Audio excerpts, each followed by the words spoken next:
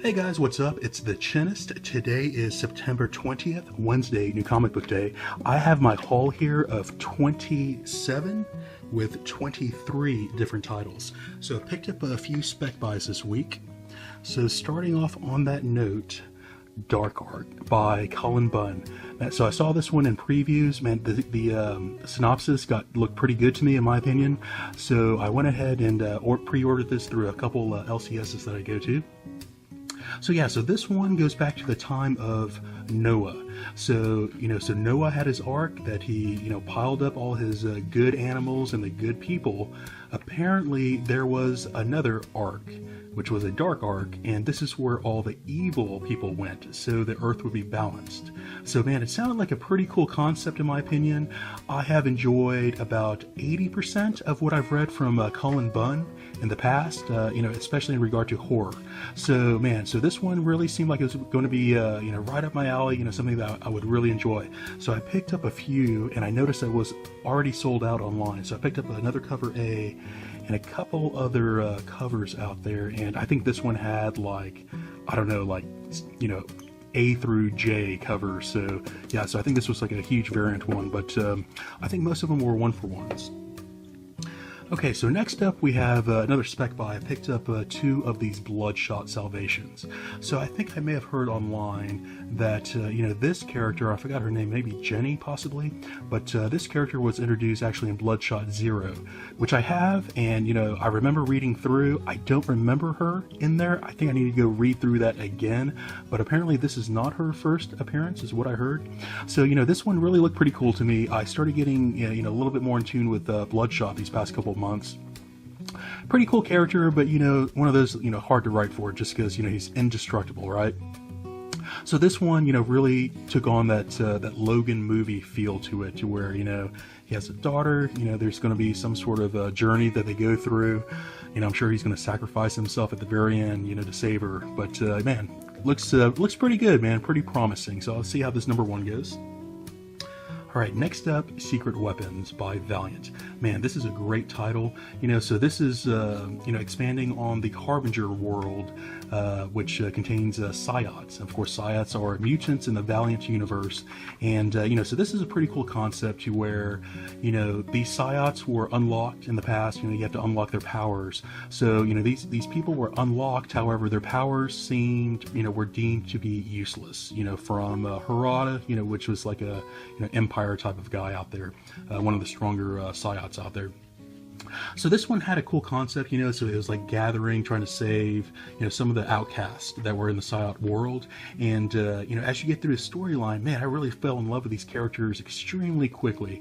And, so this is, it is a mutant type of superhero type of title here. The artwork's a little bit different, and I would say the comedy and dialogue is a little bit more quick wit, a little bit higher intelligence from some of the other X-Men titles I'm picking up and things of that nature. So if you're looking for something a little bit different on the superhero genre, something just a little bit more intricate in my opinion, with some comedy, man, this is it, because I would really pass up this comic just based on the cover art, in my opinion. So, I picked it up because I knew it was part of the Psiot world, but, if I just saw the cover, I would not pick it up. So, yeah, I recommend that one.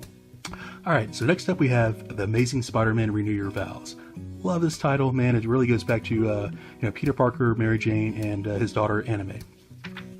So, a lot of it's really due to the daughter just seeing that family feel to it, while they're, this show's both at home and on the battlefield. So, I think that's pretty cool, pretty cool concept. Not the first time it's ever been done by any means, but, pretty cool, pretty cool read through so far, because I love Peter Parker's, quick wit, sarcastic attitude that is always out there. So you still have that Peter Parker, but, a little bit more to it, it's like the Bat family in a way. So yeah, pretty cool stuff, I would recommend this one. If you pass it up and you're a Spider-Man fan, I would recommend it. Okay, next up, another superhero genre, Generation Gone. So this is pretty cool. It's very similar to Valiant with the Psiot world that they've built so far the past couple decades. But so this generation gone, the way you unlock their powers is kind of like a computer code that your brain just kind of reads, and it kind of unlocks different powers. So this is pretty cool. You have some people who just started getting unlocked. They're super powerful, and so they're just kind of learning how to use their powers. So pretty cool stuff. The artwork is not that super detailed that I like in the superhero genre, but the storyline really carries it so far. So yeah, if you have not picked this one up yet, this is only number 3. Try this one out if you're looking for another superhero mutant genre. Okay, next up, Trinity. Love this comic. I've said a couple times, I felt this title was far superior as compared to the Justice League. So pretty cool because you get the main Justice League members, and they kind of cross over to the Justice League themselves, so you kind of get both worlds in there. Great dialogue, good story arc so far, and so this one started introduced. They brought back Constantine. You have like the magical Trinity kind of teaming up with the other Trinity that we know. So yeah, pretty cool comic, pretty cool title. If you're tired of Justice League, looking for something a little bit different, try this one out, Trinity. Okay, next up we have XMen Gold. Great stuff. I've oscillated, a couple times back and forth between X-Men Blue, X-Men Gold, and I really enjoy both titles, at this point in time. Issue to issue, one may be a little bit stronger than the other, but I really do enjoy both teams at this point. So, I'm totally back into the X-Men world again. Good stuff. So yeah, man, great stuff. This artwork I felt was pretty decent. I'll kind of give this one maybe like a 3.75 out of 5. I love the super detail on the the mutant type of superhero genres. As I've said in the past, this one's kind of there. It's there, but storyline is great, guys. So yeah, X-Men Gold. Okay. Unholy Grail, yet another one by Cullen Bunn, which I stated a little while ago, I've liked about 80% of what I've read by him. So this title, I'm a little bit on the fence right now. So I expected just a little bit more. I don't know if this is like a real slow burn and we'll really get into it. So this is really a retelling of King Arthur and Merlin, Lady of the Lake. Magic was there, but you find out that Merlin is actually like a evil guy, and he's been trying to kind of lead King Arthur in a certain way. So this is a retelling of events that we're aware of, or the story that we're all aware of. So yeah, pretty cool concept. However, I don't know, this has been has not met all my expectations so far. So possibly after number 3 is going to be my maybe my last. I don't know, we'll see.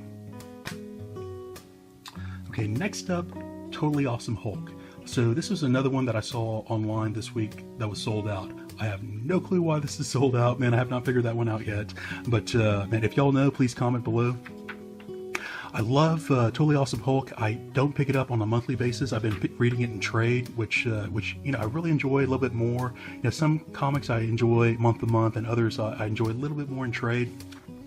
Some comics that read better in trade, some of those storylines out there, like I can't wait, for the trade to come out. So I read it month to month, and sometimes I actually purchase the trade after it comes out. After I already know the storyline, but I read it one more time in the trade. Man, it just, great stuff. Anyways, so this, Amadeus Cho, love this guy. It's not just pure action. There's a lot of character development that's going on here with Amadeus Cho. Good stuff. I know they're going to bring back, David Banner here pretty soon, bring back, the traditional Hulk. But man, I think I will always be a fan of Amadeus Cho, man. He's really done it for me. So yeah, Totally Awesome Hulk. Okay, another title, love this one, Super Sons. So yeah, we're only at number 8, man. It seems like it's been out for just so much longer than number 8 to me for some reason. Pretty cool stuff. In the last story arc, we did like a little crossover with Teen Titans. Pretty cool stuff, to see Jonathan kind of, take part in that little team dynamic. Of course, he's not part of the team by any means, but yeah, pretty cool stuff. So they're on another world now. This world has, all types of superheroes, and there's all type of civil war going on. I forgot how they were teleported there. I don't think they explained it yet, but yeah, so they're kind of thrown into this world, and they're trying to kind of, they're thrown into the middle of the battle, and they're trying to kind of break things up and try to, stop the civil war that's been going on for a while. So yeah, pretty cool. A lot of great humor that's in the Super Sons, and that's what really, wants me to, gets me to read, more and more. So yeah, Super Sons. Okay, Star Wars Annual. So, I normally pass up the annuals, to tell you the truth. You know, they're usually just kind of side stories that don't really, you know, mean too much. Yeah, every now and again they introduce a new character to where, you know, ups the value of some of the annuals, but, you know, usually it's just a complete standalone, you know, throwaway story, which, I don't know, sometimes I'm in the mood for those, but normally not. So yeah, I did pick this one up, you know, kind of thumbed through it, looked like there was some pretty good action in this one, so I went ahead and picked this one up. But yeah, I do enjoy Star Wars and a lot of different storylines that are out there in Star Wars, which is cool because it's such a huge universe, you're able to, you know, focus on different characters, which this title does. So yeah, overall, great title, Star Wars. Right, Shirtless Bear Fighter. Man, I find this title to just be hilarious, man. Picked up number 1. I got a few copies of number 1 out there. Oh man, I loved it from like the second page on, man. Good stuff, great humor that's in here. You know, I really compare this a lot to like the Venture Brothers, or maybe like Archer, not Archer, more Venture Brothers type of comedy to it. So yeah, cool stuff. You know, this main character is like the, you know, the epitome of just like, you know, woodsy outdoor, you know, strong guy. And you know, the story is pretty, you know, it's very off the cuff, you know, very you know, lowbrow humor, but pretty cool character development that's kind of going on here. Even though it's a short miniseries, you actually get some character development that's in here, and pretty funny stuff, man. So yeah, Shirtless Bear Fighter. Alright, Kill the Minotaur. So I think this may be over. I think this is going to be like a short series. But, so yeah, I don't remember if this is over, yes or no, but pretty cool, you know. So this is going back to like ancient Greece, and this is, you know, yet another like retelling of, you know, there was a labyrinth, and, you know, there was this, you know, this creature called the Minotaur. But you find out the Minotaur, you know, looks like the traditional Minotaur that we would, you know, you know, the cow upper body, you know, with a human lower body. But, you know, in this one you come to find out the Minotaur is different. You know, you see like, you know, from the covers you kind of tell maybe some alien, you know, technology, or, you know, some alien sourcing here. But pretty cool stuff. You know, they've been running through the, you know, people are dying off as they're going through the labyrinth, and pretty cool storyline overall, in my opinion. You know, great artwork, and thrilling to go along with it. So yeah, Kill the Minotaur. Okay, another edition of the Dark Knights extension. This is a one-shot Batman the Red Death. So I believe we're going to be introduced into all different types of Batman. I don't think that this was, you know, the Flash, you know, under the Batman control. I think this is actually Batman who gets the Flash's power somehow. So I'm not going to flip through too much. I don't want to give too much away in this one, but man, I thoroughly enjoy all the Dark Knight, you know, comics that come out so far. Man, I think this is going to be a great storyline overall. I'm really looking forward to see how they kind of end this one and kind of tie up everything. So yeah, cool stuff. I don't give away too much, but, you know, Batman, they're kind of tying in, they're going like all the way back to like Final Crisis, and like kind of showing events in Final Crisis, New 52, and in the last issue, you know, it kind of tells you how, you know, it's all you know, tied together. So man, I love things that kind of like, you know, stretch out over the years, some huge storyline that's, and I know they kind of, you know, made this up along the way for this one, but man, cool stuff, man, great concept. So yeah, Batman the Red Death, looking forward to this one. Okay, next up, SpiderMan 2. You know, I picked up number 1 because I picked up a couple pretty cool variants when I picked up in number 1. I was not expecting to pick this one up in ongoing, but man, I really enjoyed it. You know, I love the banter between Peter Parker and Miles Morales.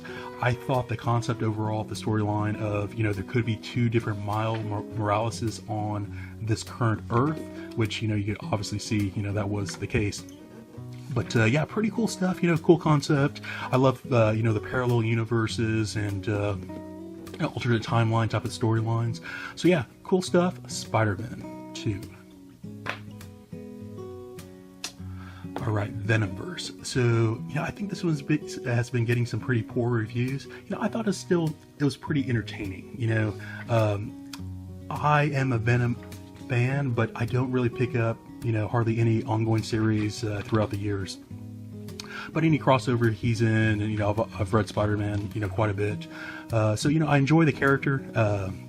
Man, they are really, really overusing Venom right now, and I think people may get burned out here pretty soon. But this has been pretty decent, in my opinion. You know, it's kind of like that they kind of did like a little zombie-ish type of deal here. You know, you get touched by this other type of symbiote, and you know, you turn into that symbiote. So it's like, it's a gathering of symbiotes versus other symbiotes. It's like the black versus the white symbiotes. Pretty cool concept. It's been pretty good action so far. So, you know, I would give the storyline maybe like a 3.5, 3.25 out of 5. Man, decent enough to pick it up. It's getting a lot of negative review though. So, man, I enjoy it. Venomverse. Okay, Star Wars Adventures, and you know, so I picked up number 1. You know, this is really geared towards kids, and again, you know, I really picked it up just to get just a little bit more storyline for the characters of Rey. You know, there's I think there's like one more or maybe 2 like short storylines, standalone storylines that was in the first one. Pretty decent, you know. So this would be like a, you know, maybe like a Disney XD, you know, cartoon show, in my opinion. You know, that just from the animation, the dialogue, you know, that they're really gearing towards the kids, but still pretty cool because, you know, things still happen, still adventure, still action that's going on, and learning a little bit more about Rey growing up on Jakku. So yeah, pretty cool. Star Wars Adventures. Okay, Justice League, and I think this may be part 3 or 4 of 5, I think. Part 4. So yeah, pretty cool stuff. You get a little bit more insight from the last issue that came out.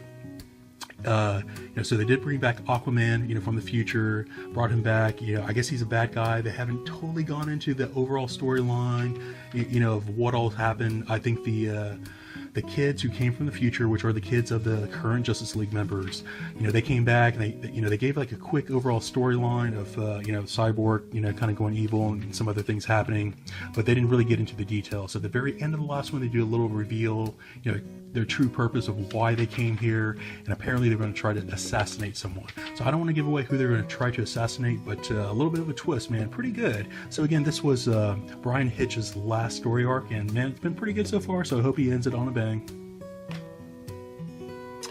Okay, next up, Captain Phasma. This was another one I didn't really think I would pick up ongoing. Yeah, I picked up a number 1 to have a number 1. I picked up a pretty good variant to go along with it, but I did not expect to pick up. I did not expect to enjoy that number 1 as much as I did. So, you know, Captain Phasma, she was completely a wasted character in The Force Returns, in my opinion. Completely useless, man. It could have been anyone. She just kind of looked, it was the armor that kind of looked cool, you know. So I don't know if they did like extreme small screen time to make her be like a possible Boba Fett or something. I don't know what their intent was, but she was a throwaway character. Anyways, that number 1 was pretty cool in my opinion, man. On the storyline alone, I would actually give that like a 4 out of 5. And this is another one that, you know, to where I've heard online to where, you know, people enjoy Star Wars, a lot of the Star Wars titles, and they thought that this one was horrible. So, man, I don't know. I don't agree with that. That's not my opinion. I would give this that last storyline a 4 out of 5. So, yeah, interested in seeing where this one goes now and how they're going to tie it into The Last Jedi. That's, you know, one of the biggest things I'm going to read through at this point in time. Okay, next up, Invincible Iron Man. So, love Riri Williams. However, this title has gotten a little bit slow for me. To tell you the truth, I may give this one, you know, maybe go up to number 12 and possibly discontinue my ongoing and maybe switch over to trade. But man, this got really slow for me, in my opinion. Love the character, you know, her partaking in Secret Empire and all the other stuff. You know, she's a key, you know, Marvel character at this point in time, you know, due to her high intelligence. Great character, you know. I love how she's learning to use powers, you know, building her suit, always, you know, increasing the value of the suit, you know, just like Tony Stark did along the years. So yeah, pretty cool to see her kind of grow through that. So enjoy the character, but the title's been a little bit slow lately. So we'll see where it goes. I may end it at number 12. So yeah, Invincible Iron Man. Okay, continuing on with the that Space Ghost. So Future Quest ended. You know, I thought that title was pretty cool in my opinion. If you watch these older Hanna-Barbera cartoon shows in the past, man, you need to go pick up that the trade. I think there's 2 volumes that came out for Future Quest. Yeah, so yeah, pretty cool stuff, man. If you like the cartoon, go pick it up. If you've never checked out the cartoon, if you're not aware of the cartoon, I don't think that you know, this is going to hit that type of person who is unaware of the cartoon, in my opinion. But man, if you did watch the cartoon, man, this is great stuff. So Space Ghost, he came back, you know, the story arc happened from the last one. This is a little bit more in the future, and they're kind of starting like a space academy. So they're introducing new villains and a little bit more new heroes at the same time. So yeah, pretty cool. Space Ghost. Okay, next up, Angelic. This is one that I was not going to pick up, and the owner at one of the LCSs I go to kind of talked it up a little bit, so I went ahead and picked up a number 1. So this one, you know, we'll see where this one goes. He really enjoyed it from the character development side of things. You have this monkey, I guess she's about to be pregnant, or she's trying to be pregnant, that kind of like screws up the way that they live, and yeah, we'll see where it goes. So it kind of had like a whimsical type of artwork to it, which I usually stay away from, along with the color palette, but I don't know, we'll see where the storyline goes. I'll see if I pick up a number 2 or not. Okay, last for you, we have the normals. So this is pretty cool. You know, I've enjoyed quite a bit that I picked up from Aftershock, to tell you the truth. So this one's really about, you know, robots becoming human. You know, AI started evolving, they become human. You know, they were built as robots, so the people who built them were like, hey, you know, just a robot, so they're out to just, you know, to turn them off because they're not functioning correctly. But, you know, they're on the run for their lives at this point in time. Pretty cool concept. You know, it's been done before, but man, you really connect to this family pretty quick. You know, from issue 1, you're already there with them, so you really want to know what happens. Are they going to make it out alive? You know, what's going to happen? Anyone going to die? What's going on? So yeah, the normals, man, pretty cool stuff. I've never heard of Adam Glass, you know, to my recollection, but pretty good storyline here so far. So yeah, that's going to be it for this week's brand new haul. If you like what you see here, please like and subscribe. Talk to you later.